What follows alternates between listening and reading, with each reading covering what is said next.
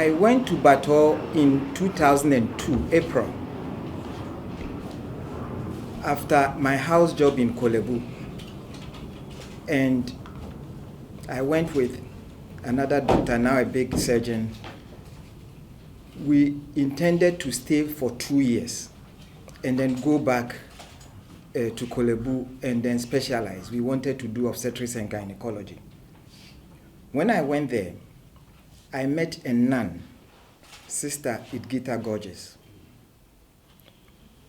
who was from Germany, a gynecologist. She became my mentor.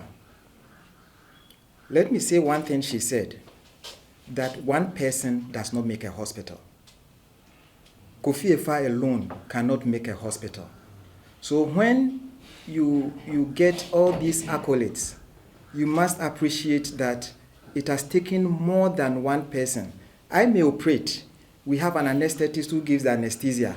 We have recovery room, perioperative nurses who work with us, recovery room staff who take care of the patients.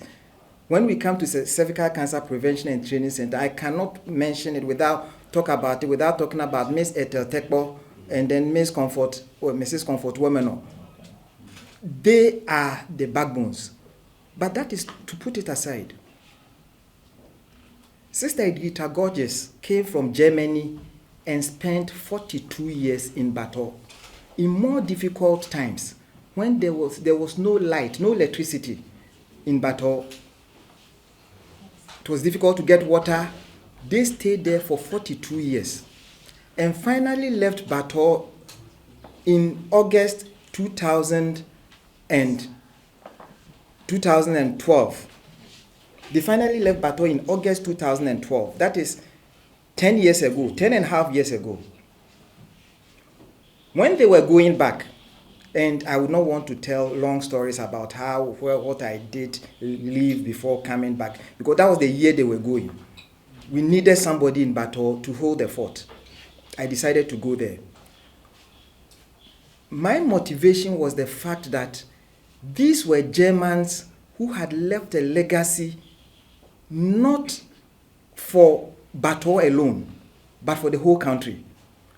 The Bato you see now is a legacy for the whole country. What the hospital does in other places, this would be a national asset. I am not from Bato. I struggled. Every year, my ever increases by 1% from some time. Now I'm 12%. I don't speak Ewe. I struggle to speak Ewe. I understand a bit. I speak a little. Very basic. But when they were leaving, the Germans were leaving, I told myself I was going to stay for 5 years, because the first 5 years are the most difficult years when any system gets that the changeover. Here I am. I've been there 10 years and counting. I am happy because of this recognition. It means people recognize what you have done. But Honorable, you said something. It goes beyond me. It goes beyond me. When I was a young medical student, very young boy in Accra, we heard about the neurosurgeon, Dr. Mustafa, who killed himself, and died a pauper. I've asked myself, I've stayed in April, I'll be 21 years in Bato. I have not done a single locum. That doesn't mean I don't operate in other hospitals. Sometimes they call me, I go and do it for free. I don't charge. It is not because when people ask me, Dr. Bano, they always say it. I tell them my father left me a pot of gold. I'm joking. The point is that, you see, life goes beyond money, but you need money to survive. As it is now, I still rent a place to stay. I do have my own place. Let's look at it this way. If a doctor like me works, I have 10 years to retire, 10 and a half years, or maybe less than 11 years to retire. If I give my all, where would I be? You know, I told you that the German, and I'm happy the media is here. You see, I would be very happy. The story goes beyond just receiving a gift. I would be very happy if you get the perspective. It is important for sustainability of healthcare in this country. The German nun who came to Bato for 42 years was not a Ghanaian. I have worked with other people from Europe. When they work this hard, as I've done, they do not think about retirement where they will sleep. Yes. I am still thinking, in the next 2-3 years, where will I be? This is serious. And younger people are looking up to me. They look at the car I drive, a second-hand Toyota Corolla. Dr. Bano, they tell me it does not befit me. I tell them, the most important thing is to get to work and then back. I drive it once a week, sometimes once in 2 weeks. At a point in time, I started, it wouldn't start because I had not started it in over 3 weeks. The battery was dead. But that is not about it. If you have a doctor who is putting in all this, who is not spending his money on women, you see, who is, when I close from work, for the 22 years, every year, I am paid less than the number of hours that I work. And that is what, you see, until recently, that the Medical Association worked for conditions of services for doctors. We didn't have any conditions of service. You just work and work and work. If you have the good conscience, you may end up falling down. Those without the conscience would leave the hospital and go and do private practice. They are the ones who are making money. And unfortunately, if I tell you the number of people, some of my own relatives, who tell me, what have you seen in Bato?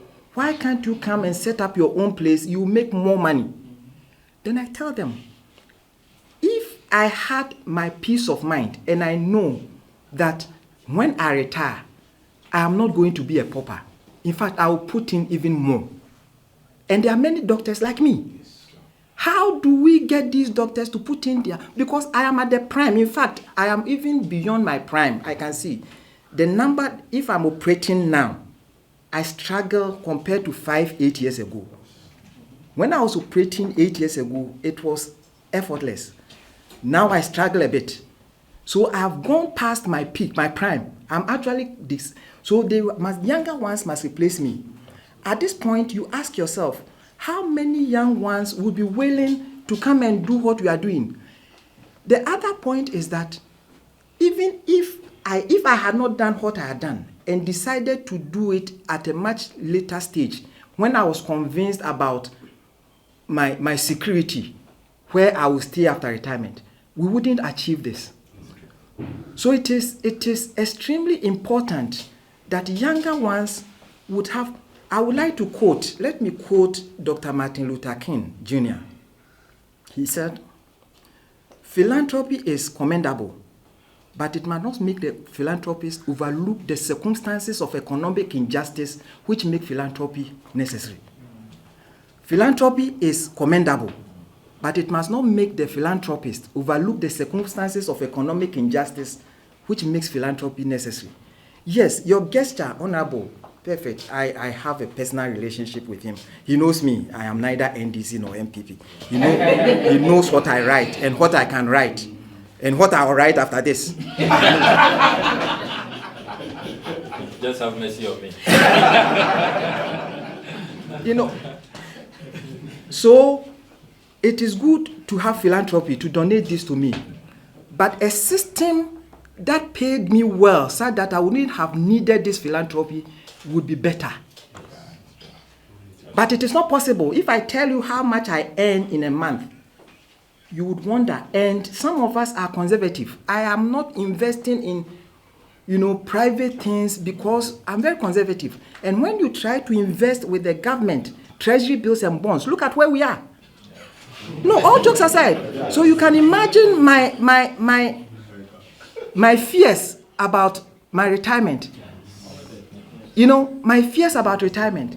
So, as we sit here, I would like this discussion to go beyond philanthropy from time to time to a system that rewards people to be able to take care of their lives, not just to rely on philanthropy. And this is what I would want it to end. So, the young ones are watching. If you don't have an MP like the Northern MP, there may be people in other regions doing what I'm doing who do not have this kind of MP. What happens to them? They will die of purpose. So at a point in time, everybody decides that, okay, I've done my best. Let me at this point, so I would say that let me at this point leave Bato and go and concentrate on some private practice so that I retire. Meanwhile, this is the time I have the most experience to share and then to transform the country.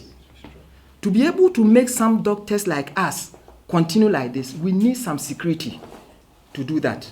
And I say I'm not fighting for myself. I'm fighting usually for those who are coming after me.